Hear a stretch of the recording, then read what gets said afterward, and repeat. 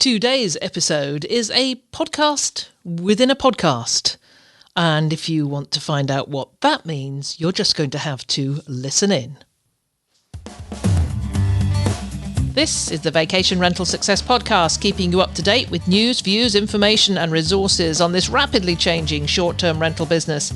I'm your host, Heather Bayer, and with 25 years of experience in this industry, I'm making sure you know what's hot, what's not, what's new, and what will help make your business a success.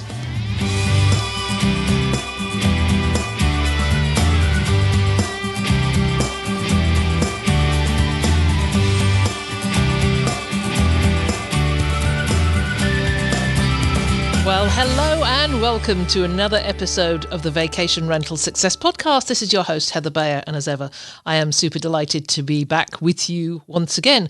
So what do I mean, a podcast within a podcast? Well, you're going to have to wait a bit to find out for that, because I just want to share a bit about what I've been doing recently, as if I haven't been sharing all that over the last few weeks. You know that I'm going down the rabbit hole of AI and learning a huge amount and being very mindful that there are humans on the other side of AI. And that's something that the more I get into it, the more I realize that I've got to keep that at the back of my mind, or maybe the forefront of my mind, in fact.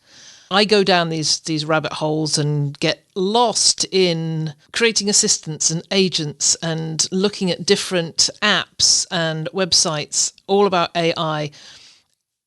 And it's very easy to fall into that trap that AI is going to resolve everything for humanity.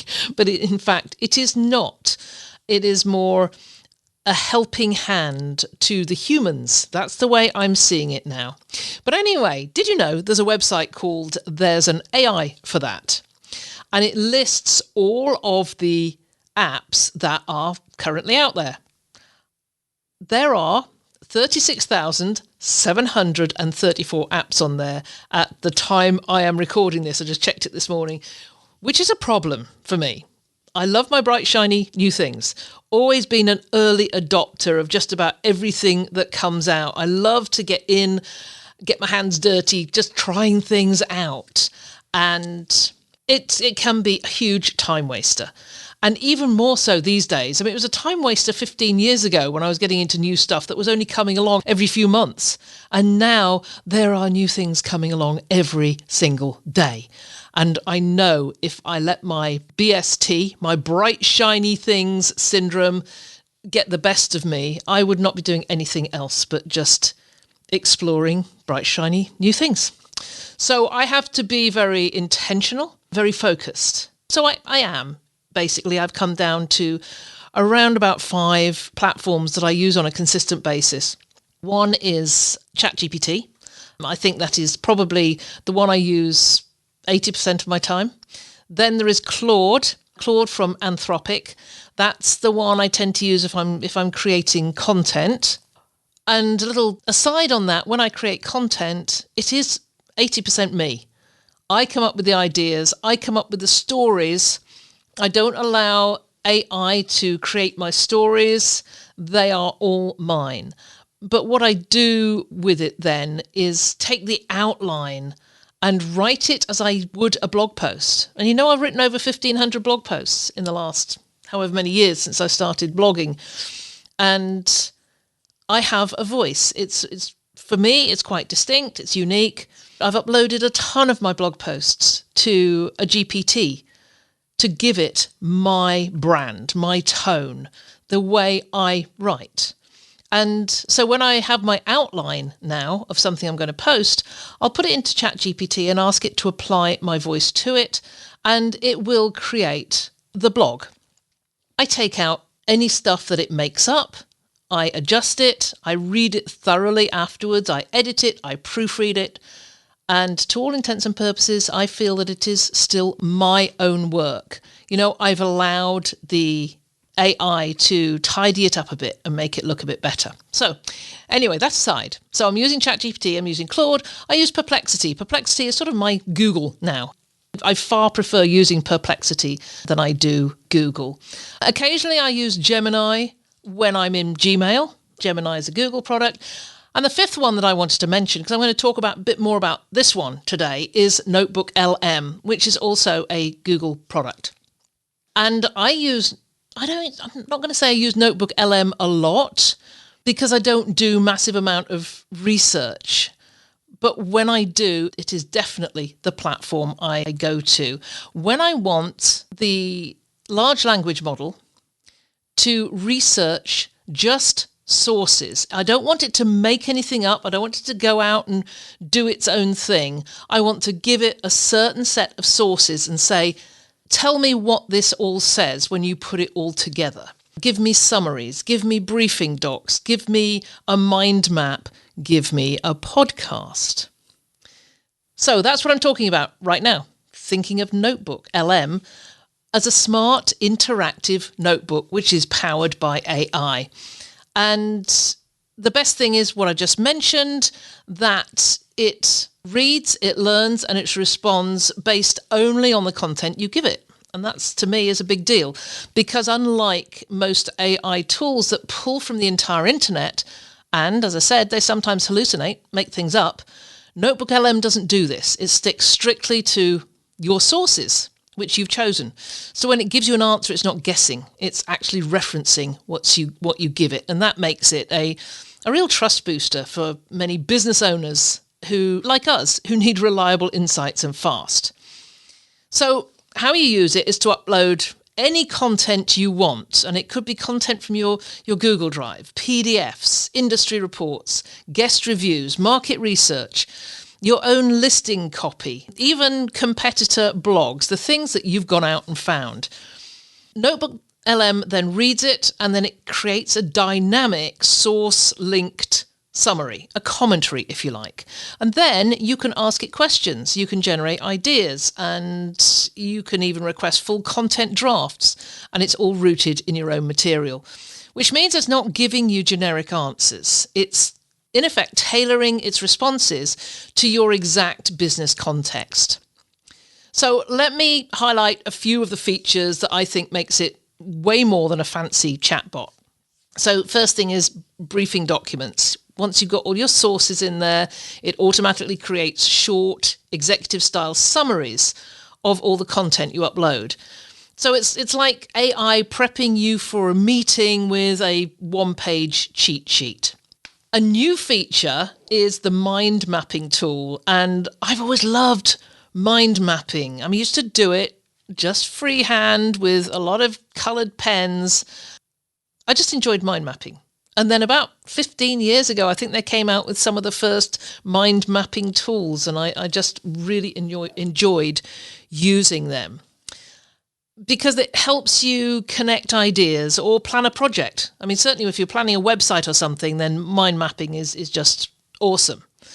But NotebookLM takes all your content that you've got from all these sources and then visualizes it in a mind map format. And that just helps you see structure ideas, it helps you see relationships between things, and best of all, it sparks creativity. Then let's go back to the source themselves. It creates automatic source citations. So every response you get from it gives it fully linked to the exact document and section it came from. And then you can click right into that source and see very clearly that it is a genuine document. That means no guessing. It's just clarity. And then you've got the smart Q&A, have a conversation with it. An example would be what are the top concerns my guests have mentioned in past reviews? Let's say you've uploaded 20 or 30 past reviews, or maybe more. Maybe you've uploaded hundreds of reviews that have come to you that you have in one PDF document. You can ask it, what are the top concerns my guests have? Upload competitors' reviews. And then you could ask things like, how are my competitors describing their pet-friendly policies? And you get the answers really fast. I have not used it for content creation, but you could certainly do that. You could write a blog post on the top local attractions and literally say, draft this for me based on these sources. So you've got a whole bunch of sources on things that are going on in the local area, and it will do that draft for you. So let's look at some real use cases, some scenarios where the tool is, pretty much a game changer. First one is competitor and market research, and you can upload screenshots or texts from competing listings, add in some market reports, and then ask NotebookLM to identify pricing trends, any feature gaps, or any standout guest perks. That's going to help you find your edge. Listing optimization, you can upload your Airbnb or VRBO listings and then put them alongside some other competitor listings and ask for some feedback like, how can I improve my title or property description to attract families or digital nomads or whoever your avatar is going to be. Use it as a guest messaging strategy. Feed it your last 50 guest reviews or inquiries even. Then ask what your guests are most concerned about, what they love, and how your communication style can be improved. It's sort of like a mirror for your brand. And then we sort of mention content creation. Think about creating a neighborhood guide, an FAQ section, or even a blog post to boost your SEO. So upload your research or your notes and ask NotebookLM to write a first draft. It's like having a copywriter. Having said that, I'm not sure I would use it that much for content creation. That's when I would go to Claude.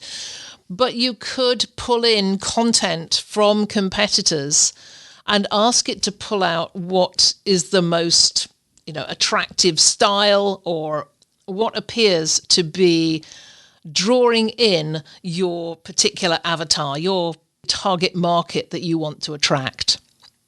So lots and lots of use cases. The best part of this, you don't have to have any skills, and that's actually pretty much the same for all of these platforms. It's what AI has made so much easier for us. These tools are designed to be intuitive. If you can upload a file and you can type a question, you're already 90% of the way there. So bottom line, whether you're managing 1 unit or 20, it lets you act like a team of analysts and researchers and marketers all in one. But let's get to the podcast within a podcast, because this is one of the best features, I think, that NotebookLM offers. You've got all your sources. You've got your 10 sources. I think you can have up to 50 sources. So you've collected all the sources, and then you can go and ask it to create a podcast from those sources. Now, I could talk to you about that, but I'm not going to. I'm actually going to share what I did yesterday and the podcast I created from it. So at the moment, here at Vacation Rental Formula Business School, we're currently building out a new training program that we're calling the AI Ambassador Program. And you're going to hear more about this over the next few weeks. But it's a course, it's a program that will help people within organizations to really get to grips with how they can adapt and integrate AI across their company. And before we roll that out, we're really looking at how companies are currently adapting and integrating and pulling in all this material and making it consistent across their organizations. So I went into NotebookLM and I asked it to bring in some sources of information about how small businesses are doing this, how small businesses are integrating AI within their companies right now. And that brought up 10 sources. So I then, having looked at the briefing document and having looked at the mind map, I then went over to the audio section, the podcast section, and I asked it to create a podcast segment summarizing the key takeaways and practical applications for entrepreneurs and operators in the short-term rental space. So what you're about to hear is what NotebookLM produced. There's no edits. There's no rewrites, just the raw output from this incredible tool. And I think you're going to be really impressed.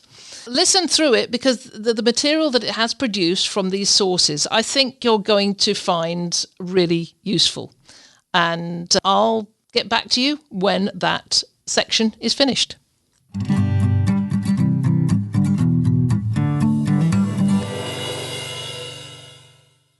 Okay, let's unpack this. We've got quite a stack of sources here, haven't we? We really do. A real treasure trove, you could say. Reports from Software One, Harvard Business School Online, an invoice factoring company, Microsoft, LinkedIn. Access Partnership is in there too. Raycon Tour, Marketplace, the IL blog. And Manchester Metropolitan University. And, well, they're all pointing towards something pretty massive, right? Yeah, huge ways of change, specifically for small and medium-sized businesses. Driven by AI and generative AI in particular. Exactly. You know, AI isn't just this, like, futuristic thing anymore, is it? Or something only the big tech giants can afford. Not at all. It's actually becoming incredibly accessible now. A powerful tool that can really transform even the smallest businesses, affecting your day-to-day, your long-term strategy, everything. So our mission for this deep dive is, well, to cut through all the noise, all the hype. Yeah, there's a lot of it out there. We want to understand what this technology really means for you if you run or work for an SMB right now.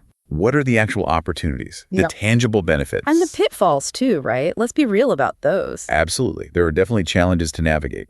And crucially, how do you figure all this out without feeling totally overwhelmed? Think of this as maybe a shortcut, a way to get up to speed on something that's becoming pretty essential. A shortcut to being genuinely well-informed.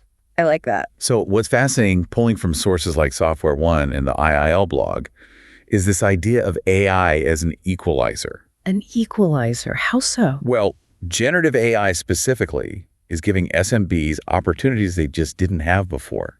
Opportunities to compete, really compete, with much larger companies. So it levels the playing field. It really can. That Software One report even suggests that, because SMBs can be nimbler, quicker to adapt, they might actually be able to use this innovation to tip the scales in their favor. They can move faster than the big guys sometimes. Wow, okay. That idea of leveling the playing field, that's powerful. So let's jump in. How is this actually showing up? What are the real benefits businesses are seeing right now? Time savings seems like a huge one. Oh, absolutely. And the numbers, especially from that invoice factoring source, are quite striking. Go on. A typical small business owner, they found, is saving around 13 hours per week just on their own tasks using AI. 13 hours? That's almost 2 full workdays. And wait, there's more. On top of that, they're shaving another 13 hours off employee hours across the team. Okay, hold on. That's 26 hours a week combined. Exactly. That's like getting an extra half an employee's worth of time back, but without hiring anyone new. Pretty much. So what are businesses actually doing with all that extra time? Is it just less work? Well, that's where it gets interesting. According to the invoice factoring and LinkedIn reports, it's not just about doing the same stuff faster. Right. It's freeing up bandwidth for higher value work. Yeah. The stuff that usually gets pushed aside by the daily grind, Like what? Things like R&D, business development, spending more quality time engaging with customers, and importantly, upskilling their employees. Investing back into the team. Precisely. That LinkedIn report, they surveyed businesses using Gen AI, and get this, 3/4 of them, 76%, reported significant time savings. 76%. That's huge. It really is. So this incredible efficiency boost, it leads to more capacity for strategic thinking, for growth. Does it also translate into actual dollars and cents saved? It absolutely does. That same invoice factoring survey, they found a median annual savings of $7,500 for businesses using AI. $7,500. That's not trivial for an SMB. Not at all. And 1/4 of those businesses reported saving over $20,000 a year. Wow. Okay. How is that saving happening? Is it just, cutting jobs? Not primarily, no. It's mostly coming from automating those repetitive tasks and just improving overall efficiency. The IL blog and invoice factoring sources really highlight this. So things like data entry, scheduling. Basic communications drafting, yeah. Yeah. When AI handles that stuff, your operational costs go down and your team is free for, more valuable activities. And AI helps with making decisions too, right? Handling all that data. Oh, massively. Its ability to process huge amounts of data super quickly and pull out actionable insights. Yeah. That's invaluable, especially if you don't have a big analytics team. Which most SMBs don't. Exactly. Sources like invoice factoring, IL blog, GoDaddy, they all point this out. It helps you make smarter predictions. Like forecasting demand. Oh, or cash flow. Yeah, analyzing customer behavior patterns. That invoice factoring report even suggests AI can cut supply chain errors by like 20 to 50%. 50%. Okay, that directly ties into productivity and efficiency, which seems to be a theme across GoDaddy, Software One, IL blog. It's foundational, really. And the potential scale here is just Enormous. How enormous? LinkedIn estimated that if generative AI was used across all work tasks in just 5 major economies, US, UK, France, Germany, India, it could unlock up to $6.6 trillion in productive capacity. Trillion with the T. Trillion with a T. And half of executives in that invoice factoring survey said AI boosted their productivity. Okay, so better efficiency, better decisions, more productivity. Does this circle back to actually growing the business? More revenue? It seems to be a direct line for many. LinkedIn found half the companies they surveyed saw a revenue boost of 10% or more after adopting Gen AI. 10% or more just from adopting AI. And Invoice Factoring noted that 80% of businesses using AI specifically for marketing and sales see a revenue increase. 80%. It makes sense. Right. Save time, cut costs, make smarter moves, get more done. Revenue tends to follow. Okay, this is where it gets really interesting for me. It's not just this general idea of AI is good for efficiency. Right. These sources, Software One, ILblog, GoDaddy, Marketplace, Raconteur, they lay out really practical, specific ways you can use AI in different parts of your business, like actual examples. Exactly. Let's take sales and marketing, which we just touched on. Software One talks about AI building detailed customer profiles, grabbing competitive intelligence, stuff like SWOT analyses. Strengths, weaknesses, opportunities, threats. Yeah. Industry lingo, financial summaries for sales prep, all ready in minutes. Stuff that used to take hours, maybe days of research. Done, just like that. Wow. And GoDaddy, ILblog, invoice factoring, they mention using AI for really personalized marketing. Hyper-personalized, yeah. Targeted ads, lead scoring, figuring out who your best prospects are, generating personalized emails and content automatically. At scale. At scale. And remember, what makes generative AI different? It's right there in the name, isn't it? It generates, it creates. Exactly. It doesn't just analyze data, it creates new things. Text, images, ideas. So that's why sources like GoDaddy, ILblog, Raconteur mention using it for creative content, websites, blogs. Videos, newsletters, you name it. That Raconteur piece highlighted a company, Phoenix Fire Design. Oh yeah, what were they doing? Using tools like ChatGPT and Bard just for drafting content. Yeah. And they saw a real efficiency bump, as they put it. This is from drafting content. Okay. GoDaddy also mentions social media help. Oh yeah. Brainstorming captions, creating content calendars, writing ad copy, even keeping your posting schedule consistent. Which is always a struggle for small teams. Totally. And SEO optimization too. Keyword research. Generating SEO-friendly text, meta tags, blog post ideas. GoDaddy lists all those as things AI can help with. Okay, let's shift gears. What about HR? That's often a one-person show, or even less, in an SMB. Right. Software One suggests AI assistants for that. Imagine an assistant that can answer employee questions about the handbook, benefits, policies. Anytime. 24/7 self-service. Especially useful for onboarding new hires. And the ILblog mentions automating recruitment tasks, screening resumes, scheduling interviews. Taking some of that admin burden off. What about finance? That can be a huge time sink. Software One talks about doing sophisticated data analysis right inside Excel using AI and Python integration. So you don't need a dedicated data analyst?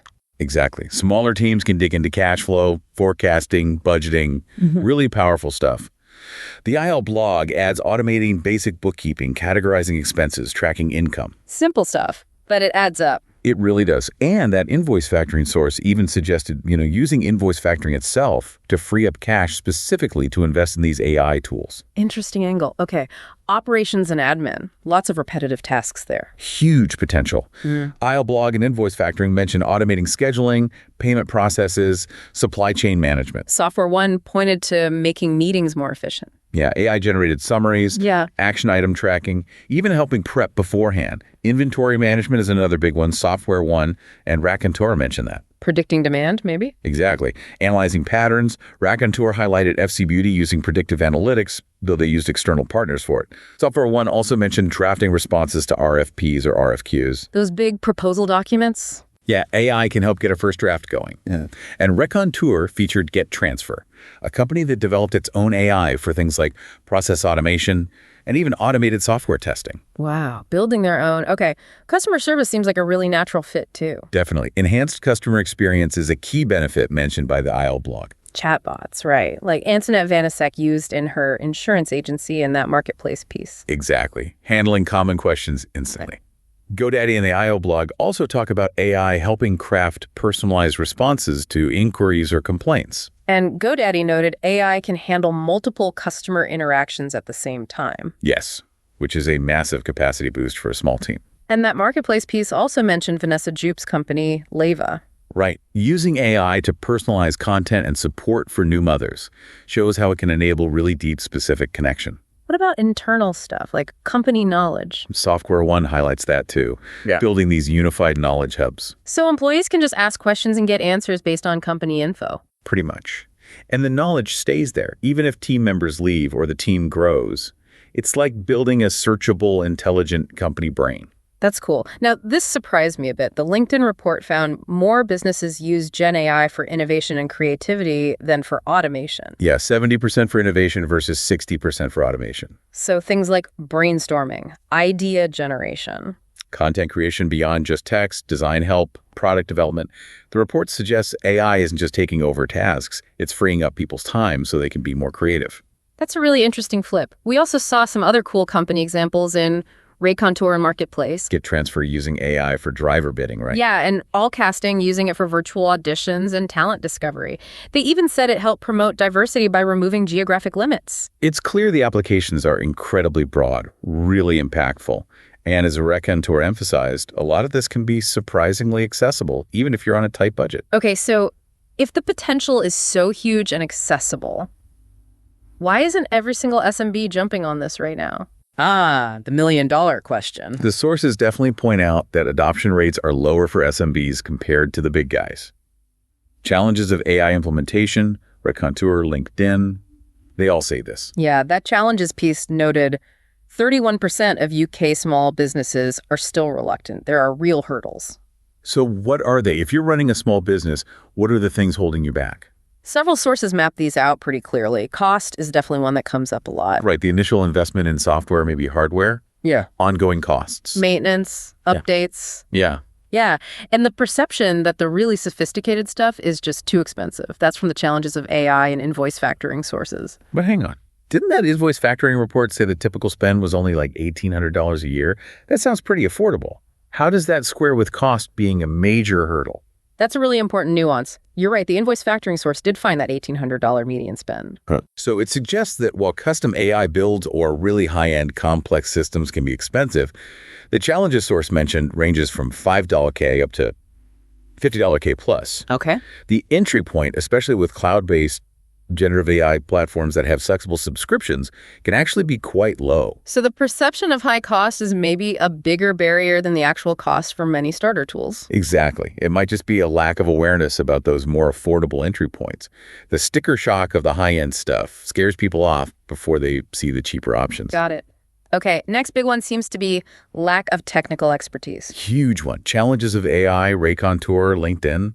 I'll mention this. SMBs often just don't have people in-house with the skills to use AI efficiently. Or they can't afford to hire dedicated data scientists or AI specialists. Right. LinkedIn found over half of businesses see lack of technical skills, 57%, and AI literacy skills, 60%, as major barriers. And competing for that top-tier AI talent, the pool is tiny, right? Less than 1% globally. According to LinkedIn, yeah.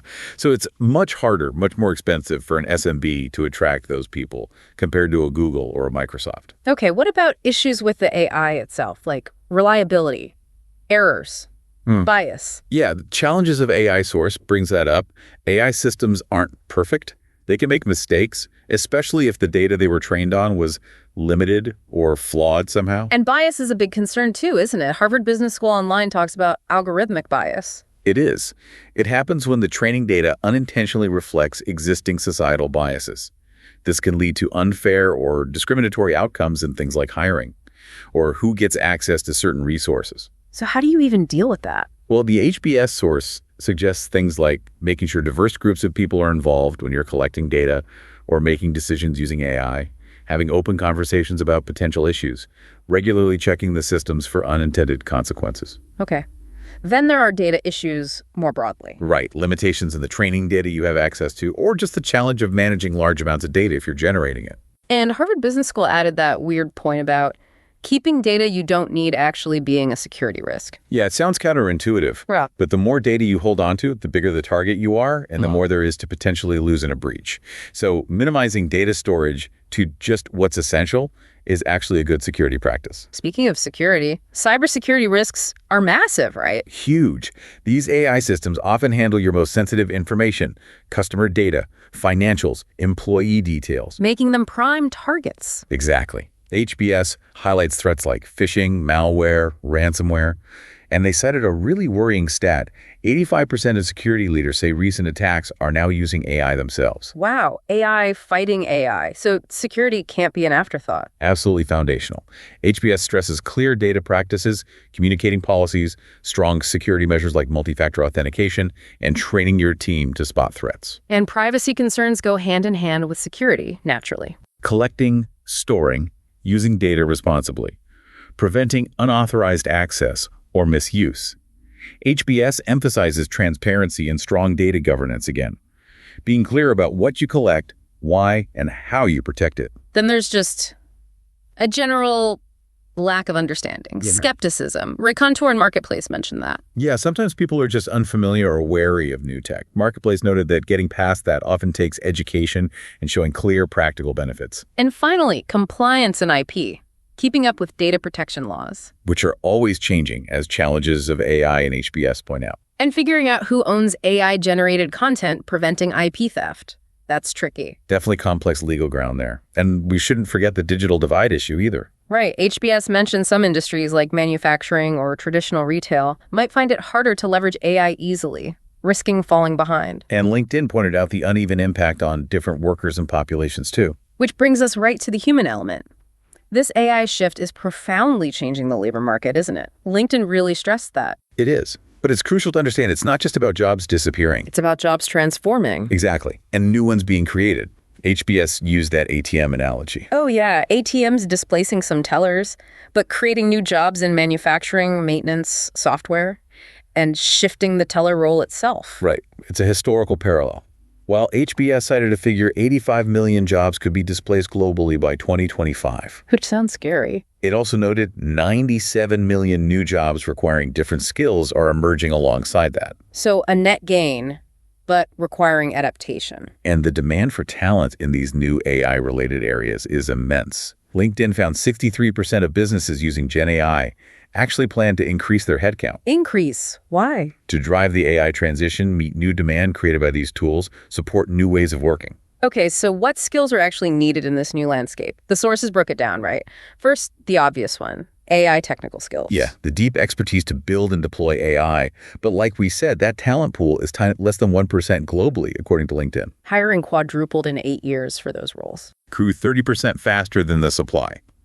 AI engineer was the fastest growing job in the US and UK last year. Making it super tough and expensive for SMBs to compete for them. Very tough. Okay, so building AI is one thing. What about just using it? That's AI literacy skills. Exactly. The ability for everyday professionals, non-technical people, to use AI tools effectively in their day-to-day work. And demand for that is rising fast. Hugely. LinkedIn saw jobs listing AI literacy increase 6 times in the past year. 6 times. And leaders are noticing. 2/3, 66% of leaders in that LinkedIn survey said they wouldn't hire someone without AI literacy skills today. Wow. Are people picking up on this? Are they learning? They are. LinkedIn members are adding AI skills to their profiles like crazy, 177% increase, especially things like ChatGPT and prompt engineering. Prompt engineering, telling the AI what you want it to do effectively. Right. But here's the catch. There's a gap. Only about half of businesses plan to actively upskill their current employees in AI literacy. Leaders say they struggle to find the time or resources for that training. 58% cited that in the LinkedIn report. That's a critical bottleneck for SMBs. Definitely.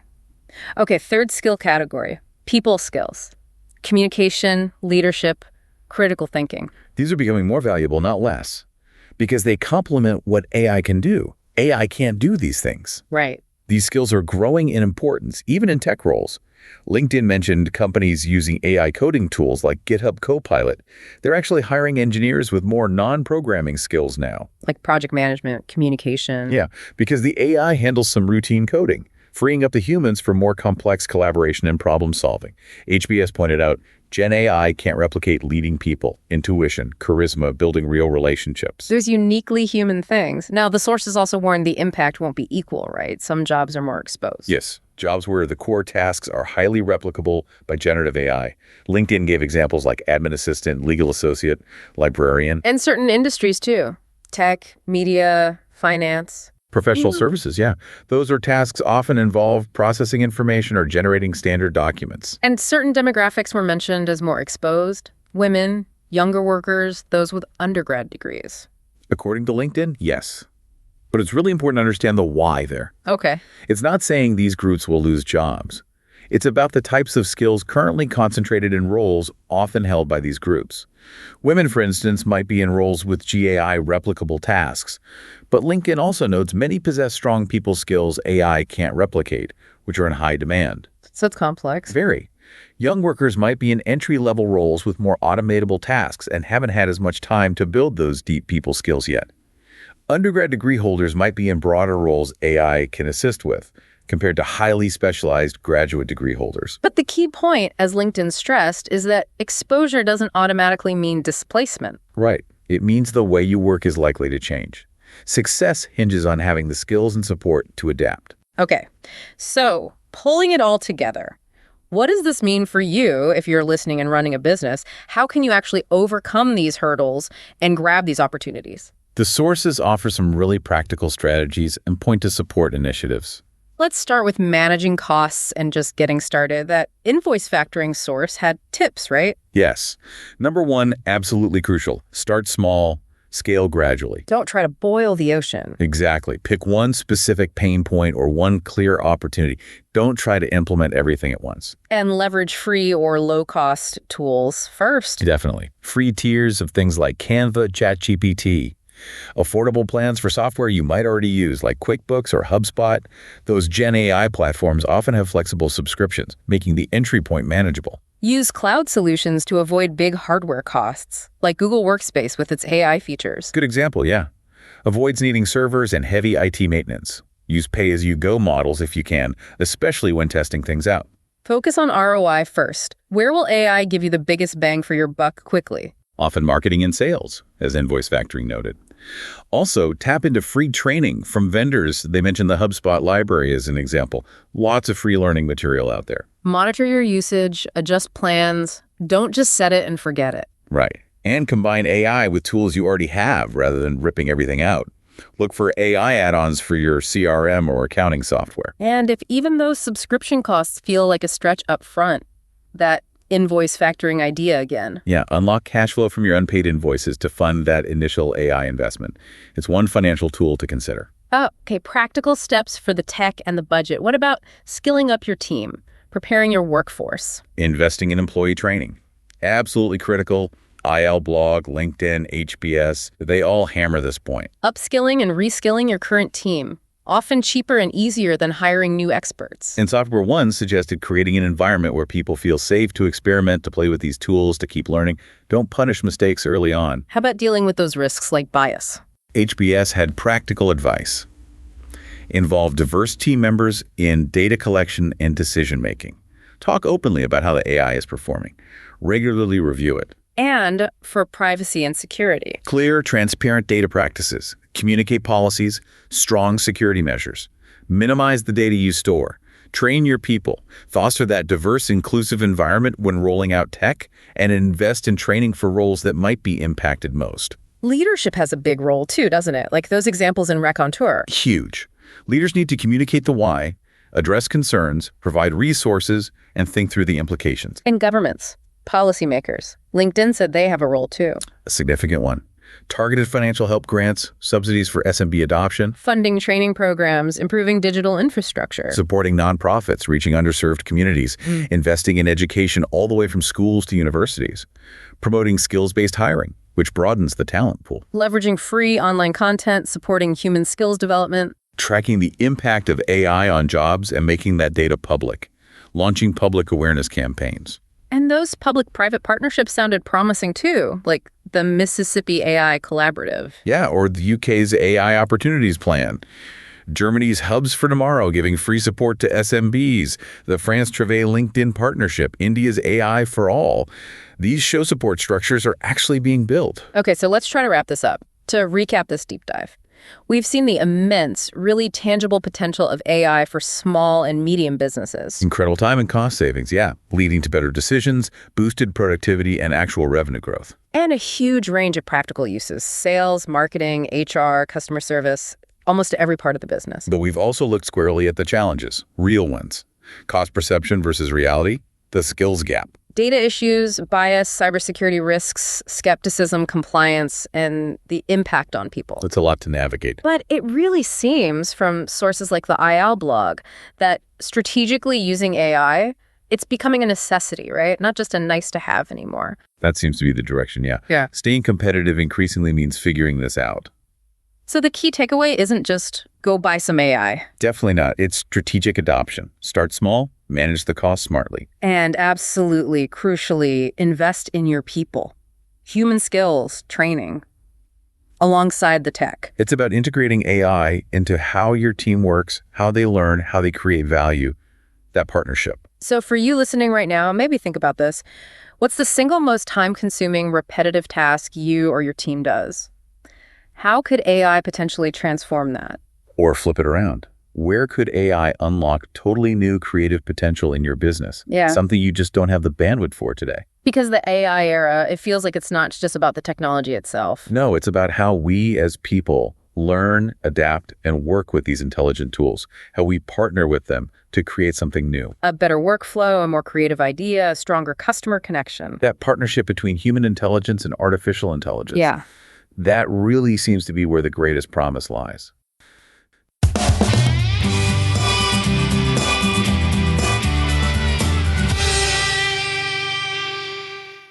So what did you think? I use this a lot. If I'm using NotebookLM, I've got a lot of sources in there.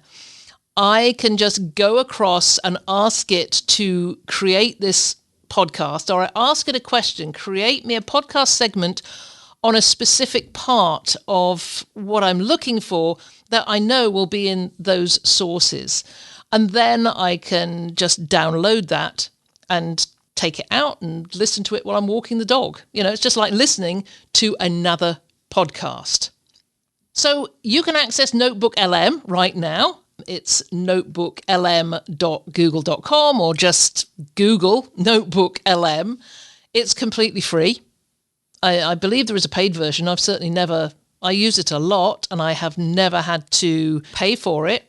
It's just fun. It's free. It's fast. It's fun to use. So go try it today. So upload some reviews, upload some of your listing descriptions or strategy notes or whatever you've got, and then start asking it questions and see what this AI-powered assistant can actually do for you. So again, that's notebooklm.google.com. You'll find the link in the show notes. And I'd like to hear what you come up with your audios. So do share those with me. You know, you can get in touch with me at heather@vacationrentalformula.com. I always love to get your emails and always respond to them. And of course, you can find me on LinkedIn. My LinkedIn profile is in the show notes as well. I'll just put my name in the search bar in LinkedIn and you'll find me. Follow me. I will follow you back. So I hope you enjoyed that. It was a little bit different, a little bit off the wall. So I hope you enjoyed that. I felt it was a little bit different, a little bit off the wall. I'm going to continue on this AI train. I know that. And I know that the podcast seems to be shifting over more towards AI. And in fact, as you listen to this, if you listen to this on the day of publication, I will be leaving the following morning to go to Orlando for a 3-day immersive AI conference. So you're going to hear all about that next week as I tell you all the things I've learned from that summit. And I know there's going to be a lot. So stay tuned, keep in touch, and I'll look forward to being with you again next time. It's been a pleasure as ever being with you. If there's anything you'd like to comment on, then join the conversation on the show notes for the episode at vacationrentalformula.com. We'd love to hear from you. and I look forward to being with you again next week.